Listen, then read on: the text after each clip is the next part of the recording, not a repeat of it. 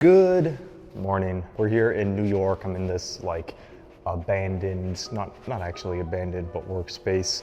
Right here behind me is New York. We're here for the weekend to work, to film, to have a good time. And we have a very special event on Sunday. Until then, it is the WeWork life for me. That said, I want to talk about a very important subject in this video, that is the overarching protocols as relating to personal finance and money that I found have really helped me in scaling up my personal income, my career. Oh, I am so dark there. Now you can see me.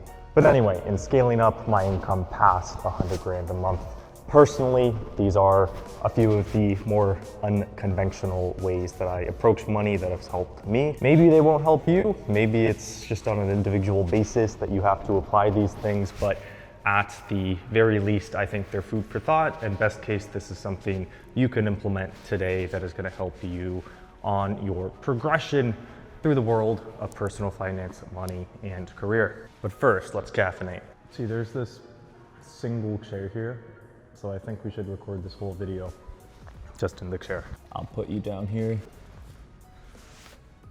Okay, let's not do that. Okay, so that first unconventional approach is about investment and really risk when you're young. And that said, this video is brought to you by Readdy, an AI-powered website builder that helps you convert visitors into customers with a genuinely impressive agentic tool that I want to introduce. Now, Readdy is an AI tool that helps you build websites from natural language. In fact, even their own homepage was built with Readdy itself. It allows you to generate the kind of website you want with simple words and also offers a wide variety of templates to choose from. And to address even more user needs, Readdy has introduced a brand new feature called the Readdy Agent. So here's the idea. Most website builders just give you a site that sits there. But what happens when someone visits at 2 a.m. with questions? What if they want to book an appointment, but they can't find your calendar link? Well, what happens is you lose the lead. Now, Readdy solves this and the general problems of support, as well as all the lost opportunities of not converting website visitors with something called Readdy Agent. It's basically an AI assistant built right into your website that works 24/7 to convert your website visitors for you. So here's what it does. First, it's a smart chat and voice assistant that actually talks to your visitors. Visitors can type questions to converse with the agent or have a live voice conversation. Either way, it understands context and responds naturally. That's like having a real receptionist on your site around the clock. Okay, now here's a real site that's live with the Readdy Agent. So it's a mixologist and cocktail artisan site. And what I can do is go here and say, okay, what can I buy? I like the look of the website, and I can either talk to the agent through voice or I can send it a message. Let's first just send a message. And so what I think is important here, and I want to double click on, is it helps actually drive people to convert. Like, would you like help booking a consultation or learning more about a specific cocktail? So what I'll say is, what's a golden sunrise? Okay, and would I like to book a tasting? Yes, let's book a tasting. And you can see here that it converts me to actually go and book that appointment. And also here is what the voice agent sounds like. Hello, how can I assist you with Alexander Sterling's services or appointments today? Hey, so I want to learn about the Manhattan cocktail. Sure, the Sterling Manhattan is an elevated classic cocktail crafted with house-made bitters. It's a reimagined take on the traditional Manhattan, showcasing expert mixology craftsmanship with premium ingredients. Would you like to book a personalized cocktail consultation to learn more or experience making it yourself?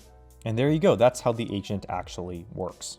And second, it powers appointment scheduling. So visitors can check your availability, book appointments, reschedule, or cancel, all through a conversation with the Readdy Agent. That means no more back or forth emails and missed opportunities. And third, you get automatic lead capture. Every interaction gets logged with a full conversation history, timestamps, and contact info. So even if someone doesn't book, you capture their inquiry and intent, and that's all potential business and information that you would otherwise lose. Now, throughout all of that, it's fully customizable, so you control the tone, language, FAQs, and prompts. And for getting all of that, you don't need any coding skills. You just describe what you want your website And Readdy's AI will build it for you, and then get the Readdy agent running for you on your newly created site. So instead of paying for multiple tools like a website builder, a chatbot service, a scheduling app, and a CRM, you can just get everything in one place, all powered by a novel AI agent that actually turns visitors into customers. Now again, make sure to go bring your business to life with the Readdy agent right now and get all those AI features and benefits for your website, like automatic customer support, appointment management, and lead filtering. Link in the description, go check it out. It is a really cool tool. I think the way to think about this is that when you have very little to lose, when you're just starting out in your career with your personal finances, that is the time to take the most risk. And so what I've done over the past decade or so is just invest borderline everything that I make. That doesn't mean you're going to invest what you make in risky things. It just means when you are 16 years old, when you're 20 years old, that's not the time to go take all your money that you make from a job, from your own side hustle, from freelancing, from money that's given to you as in gifts, just whatever it may be. It's not the time to take that and to put it in bonds that are gonna make you 3-4% a year. It's not the time to take that money and put it in a savings account that makes a 2% yield and never think about it again. No, now is the time when you want to take risk with that money because you're so young that you have a massively extended time horizon for your money to work for you.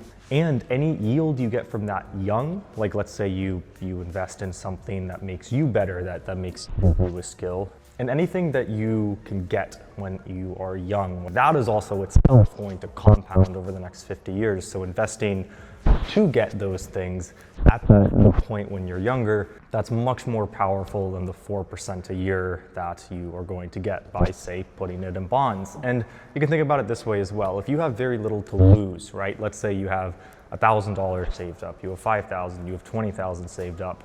If you just take that money and you put it in bonds, that money isn't going to truly change your life at that 3% a year. Why?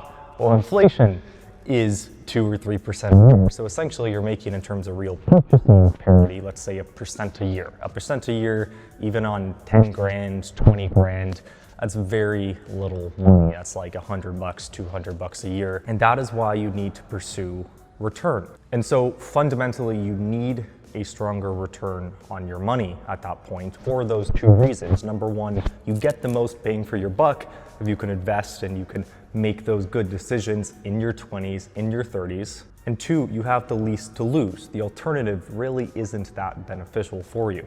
And so I've seen my income roughly double every year and a half or so for roughly the past decade. And again, I'm saving very little of that, or at least I used to up until 6 months to a year ago. But that's because all of that was being put back into things that can go and do more in the future for me. And I think I spoke about this in another video, but yes, there were so many mistakes there. There were a lot of things that were stupid, a lot of things that never worked out in public markets, whether it's my own businesses or things I've invested in the private markets. But the things that end up working at all that I get to now build upon for the next 50 years, that 50 chances or opportunities or tries never would have happened without those other 49. So you kind of just have to put in the reps in that sense to find the thing. If you find that thing, if you find anything when you're in your 20s, when you're in your teens, now you have 60 years for that to just build for you, right? And if the alternative is just don't start thinking about your career until you're 25 and out of college, and then you only start saving anything by the time after loans, after everything, by the time you're 35, right? And you have much more responsibility. So when you're young is the time to just go heavy, invest, pursue return, and that means in a corresponding manner, pursue risk. And that leads us very nicely into, I think, the second point that I want to touch on. And that is the kind of philosophy of my approach to generating money as a whole, or to working essentially. And I have another full-on video I'll make where I kind of break down that philosophy. But at a high level, you only have to make money once. Like we said earlier in this video, it works for you, and the longer it works for you, the more exponential of a result that you get. If you merge those two things together, and the third point of you only have to make it once, right? Don't be an idiot. Make your money once and hang on to it. right? If you pull all of that together, you are better off trying to make it young. Because if you can do that, and maybe you can't, but it'll still set you off on a better career path for the rest of your life, like the worst case. Best case is you don't have to worry about money past the time you're 30, 35, 40. And what that means is all the things which actually generate satisfaction in life for people, so family, meaning, a lack of stress, once you hit that point at a relatively young age. Because if you can do that, that pays off for a very long time, that compounds for you in an exponential sense.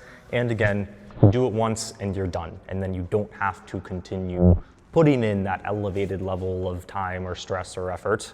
And it's your choice. If you flip that, you can get more of whatever you want to do with your 20s throughout your whole life if you just focus on your career in your 20s. I say we change location for this point number 3. I want to explore this chair over here. Let's see. Okay, forget this chair. We're going to the couch.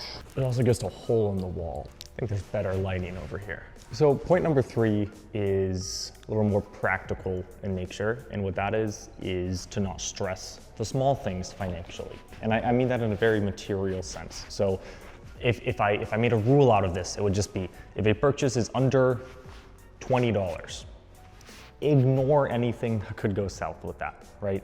If your coffee is $9, forget about worrying about that if it makes your life better, if you like having that coffee, right? If you ordered a $14 package and you need to return it, don't spend an hour returning that to make back your $14. Go do something else for that hour. There's a lot of small financial decisions and purchases that once you build them up, if you put stress and time and effort into that, at least just speaking from my experience here, that do just take up a lot of headspace and room and are kind of very backward in, and then overall how you approach those things. And that goes back to kind of a theme throughout this video, which is you want to think about the long term, right? Things are going to build for you over time. And if you're young, then you're going to get a lot more in the near future. You're going to scale up your income, your career, etc.